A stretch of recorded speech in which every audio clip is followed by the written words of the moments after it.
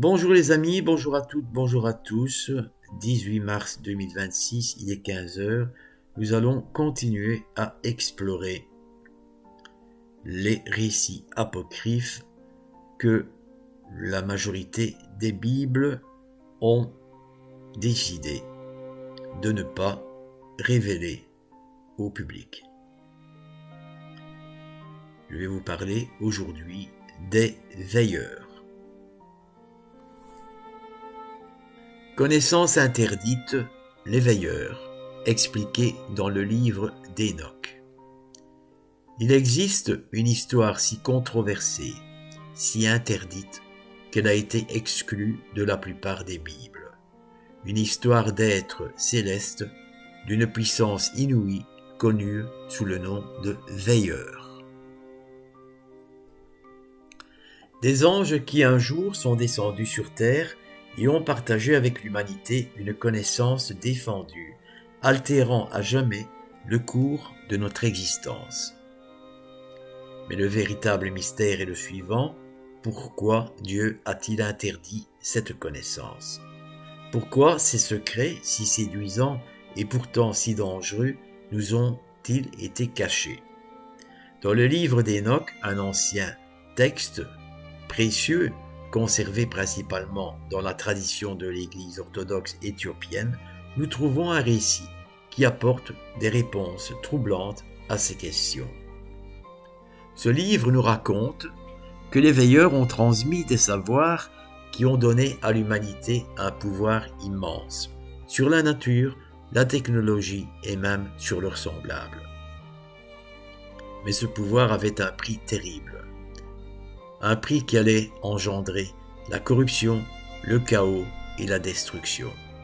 Aujourd'hui, nous allons découvrir quelle était cette connaissance interdite, explorer les raisons pour lesquelles Dieu a jugé nécessaire de la retenir et comprendre comment les actions de ces anges déchus ont changé le destin de l'humanité.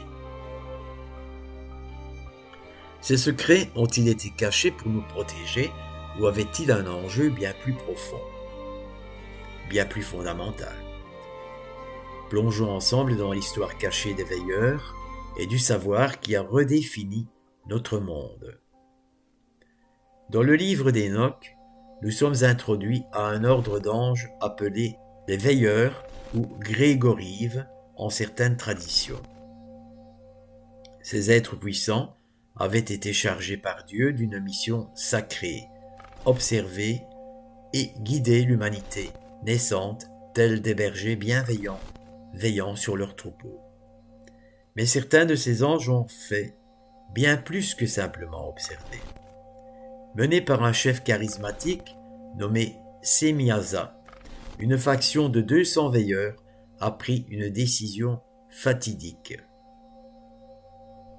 Ils se sont jurés, mutuellement, sur le mont Hermon, de descendre sur terre et de transgresser l'ordre divin. Leur plan allait altérer à jamais l'histoire humaine. Poussés par le désir et la défiance, ils prirent des femmes humaines pour épouses, franchissant une frontière sacrée que Dieu avait établie pour protéger à la fois le domaine céleste et le monde terrestre. Pour protéger à la fois le domaine céleste et le monde terrestre. Cet acte de rébellion ne fut que le début. En s'intégrant parmi les humains, ces anges déchus commencèrent à partager leur savoir, des secrets puissants sur l'univers, la nature et les arts cachés. Mais quels étaient ces enseignements interdits et pourquoi étaient-ils si dangereux? Le livre d'Hénoch les énumère avec une précision effrayante. Les veilleurs ont enseigné la métallurgie et la fabrication d'armes, permettant aux hommes de forger des épées, des boucliers et des couteaux, des outils de guerre et de destruction. Ils ont révélé les secrets des enchantements et de la magie, montrant comment manipuler les forces naturelles et surnaturelles. Ils ont initié l'humanité à l'astrologie, dévoilant les secrets des étoiles qui devaient rester cachés. enseignant aux hommes à lire leur destin dans les cieux plutôt qu'à le placer entre les mains de Dieu. Chacun de ces enseignements, bien que semblant bénéfiques en apparence, ouvrait la porte à des pouvoirs et à des forces que les humains n'étaient pas prêts, ni spirituellement ni moralement, à contrôler. Une épée peut servir à se défendre, mais elle sert plus souvent à agresser. La connaissance des plantes peut guérir, mais elle peut aussi créer des poisons. Pris ensemble, ces savoirs devinrent des outils de corruption. Les humains, qui vivaient autrefois dans une relative simplicité et dépendance envers Dieu, avaient désormais les moyens de dominer, de tromper et de détruire. Et avec cette connaissance vint l'arrogance, la croyance que l'humanité pouvait rivaliser avec la sagesse divine et vivre sans la guidance de son Créateur. Cette quête effrénée de pouvoir, cette idée qu'une connaissance secrète peut nous élever au-dessus de notre condition. Cela résonne étrangement avec certaines périodes de notre histoire, où des savoirs étrangers, où des technologies nouvelles ont été à la fois une promesse de grandeur et une source de grands troubles. La sagesse, sans la maturité du cœur, est une arme dangereuse. Dans le livre de la Genèse, au chapitre 6, verset 5, nous trouvons un écho direct de cette corruption. L'Éternel vit que la méchanceté de l'homme était grande sur la terre, et que toutes les pensées de son cœur se portaient chaque jour uniquement vers le mal. Les enseignements interdits des veilleurs avaient pris racine, propageant le péché et la décadence morale sur toute la terre. L'humanité était désormais sur une voie d'autodestruction, déchirée par la guerre, la sorcellerie et l'orgueil. L'équilibre délicat entre le ciel et la terre était brisé. Mais pourquoi Dieu, qui a créé toutes choses, restreindrait-il l'accès à certaines connaissances? L'intention divine n'était pas de limiter l'humanité, mais de la protéger. Le savoir partagé par les anges déchus n'était pas une sagesse ordinaire. C'était une connaissance qui donnait à l'homme un faux sentiment de contrôle sur la nature, le destin et même sur la vie et la mort. Dieu n'avait pas l'intention que nous ayons ce pouvoir, car il mènerait inévitablement à l'orgueil, à la corruption et finalement à l'autodestruction. C'est comme donner une machine complexe et dangereuse à un enfant qui n'a pas la maturité pour comprendre les conséquences de ses actes. L'enseignement de la fabrication d'armes a transformé des frères en ennemis. Avant les veilleurs, l'humanité vivait dans une paix relative. Mais une fois qu'ils possédèrent la capacité de forger des armes, ils se tournèrent les uns contre les autres. Ce nouveau pouvoir a apporté un faux sentiment de sécurité et de domination. L'art des enchantements et de la magie a tenté l'humanité de se fier à des pouvoirs mystiques au lieu de faire confiance à Dieu. En contrôlant des éléments du monde invisible, les gens ont été captivés par des illusions de pouvoir, croyant pouvoir plier la réalité à leur volonté. Cela a ouvert la porte à la sorcellerie, à la divination et au contact avec des forces spirituelles obscures. Le Deutéronome, au chapitre 18, nous met en garde contre ces pratiques. Ouvrez les guillemets. Qu'on ne trouve chez toi personne qui pratique la divination, ni astrologue, ni magicien, ni sorcier. Fermez les guillemets. Car quiconque fait ces choses est en abomination à l'Éternel. Dieu savait que la recherche du pouvoir par des moyens interdits ne ferait qu'éloigner l'humanité de lui, nous enchevêtrant dans un monde de tromperie. Enfin, les secrets de l'astrologie ont remplacé la confiance en Dieu par une illusion de contrôle sur le destin. L'humanité a commencé à placer sa foi dans les forces cosmiques plutôt que dans le Créateur lui-même. Dans le livre d'Isaïe, chapitre 47, Dieu réprimande ceux qui se tournent vers les étoiles pour obtenir des conseils, disant qu'ils se lèvent donc et te sauvent ceux qui observent les cieux, qui contemplent les étoiles. Voici, ils sont comme de la paille, le feu les consume, ils ne pourront même pas se sauver eux-mêmes. Le savoir des veilleurs, encourager l'autosuffisance plutôt que la confiance en Dieu, conduisant à un orgueil spirituel qui a éloigné les hommes de la sagesse et de l'amour divin.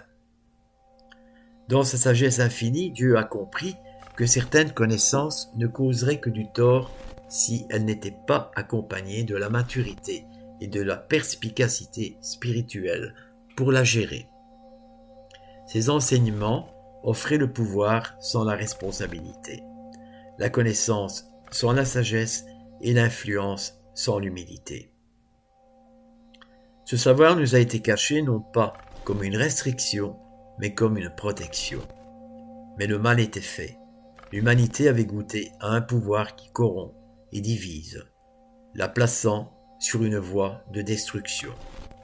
La connaissance interdite n'a pas simplement élargi la compréhension humaine, elle agit comme un poison s'infiltrant dans toutes les parties de la société, corrompant les cœurs et allumant des désirs de domination. L'humanité a utilisé ce savoir pour se déchirer. L'un des effets les plus dévastateurs fut la montée d'une violence sans fin. Armés d'épées et de boucliers, les individus et les tribus furent consumés par le désir de conquérir. Le livre de la Genèse, au chapitre 6, versets 11 et 12, dépeint cette dévastation. La terre était corrompue devant Dieu, la terre était pleine de violence. Dieu regarda la terre et voici, elle était corrompue car toute chair avait corrompu sa voie sur la terre. Au-delà de la violence physique, la corruption spirituelle s'était installée. Obsédés par le contrôle des forces qu'ils ne comprenaient pas, les hommes se sont tournés vers des pouvoirs obscurs. Le sens de l'humilité et de la dépendance envers Dieu s'est estompé, remplacé par l'orgueil et l'intérêt personnel. Ils se sont retrouvés piégés dans une toile de ténèbres spirituelles qui a obscurci leur jugement. Le proverbe 161 nous avertit. L'orgueil précède la ruine et l'arrogance précède la chute. Dans leur tentative de prendre le contrôle, les humains s'étaient involontairement placés sur la voie de leur propre destruction, aveugles à la sagesse et à la protection offertes par les commandements de Dieu. Le monde sombrait dans les ténèbres, un monde où la violence, la tromperie et l'arrogance prospéraient. Mais Dieu n'allait pas permettre que cette descente aux enfers se poursuive sans contrôle. Alors que l'humanité sombrait dans le chaos, Dieu vit que la seule façon de restaurer l'équilibre était un acte divin de purification. Le cœur de Dieu, nous disent les Écritures, était profondément attristé par la condition de l'humanité. Genèse 6, versets 5 et 6 exprime cette douleur divine. L'Éternel se repentit d'avoir fait l'homme sur la terre et il fut affligé en son cœur. La réponse de Dieu fut à la fois décisive à sa manière, compatissante. Un jugement qui ne cherchait pas seulement à punir, mais à purifier. Il décréta un événement qui nettoierait la terre de sa corruption et permettrait à l'humanité de repartir sur un chemin d'innocence. Le livre d'Enoch ajoute une dimension cruciale à cette histoire, expliquant que le jugement de Dieu était dirigé non seulement contre l'humanité, mais aussi et surtout contre les anges déchus qui avaient causé cette chute. Dieu envoya ses archanges, Michel, Gabriel, Raphaël et Uriel, pour exécuter ce jugement divin. L'archange Michel fut chargé d'enchaîner les anges déchus dans un abîme où ils attendraient le jugement final. Cet acte servait à la fois de punition pour leur rébellion et de confinement du mal qu'ils avaient déchaîné. L'épître de Jude, au verset 6, fait écho à ce destin. Il a réservé pour le jugement du grand jour, enchaîné éternellement.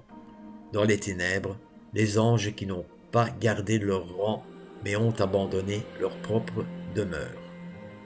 Le grand déluge était plus qu'un acte de destruction. C'était une réinitialisation divine, une opportunité pour l'humanité de revenir à un état de pureté. En préservant Noé et sa famille, Dieu a montré son engagement envers un reste juste, assurant que l'humanité survivrait, mais sans l'influence de la connaissance interdite. Noé est décrit comme un homme juste, intègre parmi ses contemporains, un témoignage de la pureté que Dieu cherchait à restaurer. Par le déluge, Dieu a non seulement purifié le monde physique, mais il a aussi rétabli les frontières entre les royaumes spirituels et terrestres. Frontières que les veilleurs avaient violées. L'histoire des veilleurs est un avertissement intemporel. Elle nous rappelle les dangers de l'orgueil, de l'ambition démesurée et de l'attrait d'une connaissance qui ne nous était pas destinée. Ces leçons résonnent autant aujourd'hui qu'au jour de Noé. La technologie, la guerre, la manipulation de la nature, les tentations de l'humanité moderne sont les mêmes, animées par un désir de contrôler et de placer notre foi en notre propre compréhension plutôt qu'en Dieu. La Bible nous offre un message clair dans Proverbes 3, 5-6. Confie-toi en l'Éternel de tout ton cœur et ne t'appuie pas sur ta sagesse. Reconnais-le dans toutes tes voies et il aplanira tes sentiers. L'histoire des veilleurs nous rappelle qu'il y a des limites que nous ne sommes pas censés franchir. Non pas parce que Dieu cherche à nous brider, mais parce qu'il cherche à nous protéger. Dans la culture coréenne, il existe un concept appelé. C'est un sentiment complexe d'attachement, de loyauté, de compassion et de responsabilité qui nous lie les uns aux autres. On pourrait dire que le savoir des veilleurs a brisé ce jonc primordial entre l'humanité et son Créateur, remplaçant la connexion par la domination, la confiance par l'orgueil. Aujourd'hui, l'héritage des veilleurs nous exhorte à réfléchir à notre relation avec la connaissance, le pouvoir et la foi. Alors que nous continuons à chercher le progrès, nous sommes rappelés à l'importance d'aligner nos activités avec la volonté de Dieu. Dans l'évangile de Matthieu, Jésus loue Dieu en disant « Je te loue, Père, Seigneur du ciel et de la terre, de ce que tu as caché ces choses aux sages et aux intelligents, et de ce que tu les as révélées aux enfants. » Ce verset nous rappelle que la vraie sagesse se trouve souvent dans une confiance et une humilité d'enfant devant Dieu et non dans la poursuite acharnée de pouvoirs cachés. Alors que nous concluons ce voyage, retenons la leçon des veilleurs. Les limites de Dieu ne sont pas là pour nous emprisonner, mais pour nous protéger et nous rapprocher de lui. Puissions-nous choisir de marcher dans la foi, reconnaissant que la vraie sagesse ne vient pas d'une connaissance cachée, mais d'une relation vivante avec notre Créateur. Voilà les amis, ce qu'il convenait de lire, que j'ai jugé utile de lire ce 18 mars 2026. Sur ce, je vous souhaite à tous et à toutes une excellente journée. Je vous laisse de la caméra, mais pas du cœur. Nous nous retrouverons tout prochainement.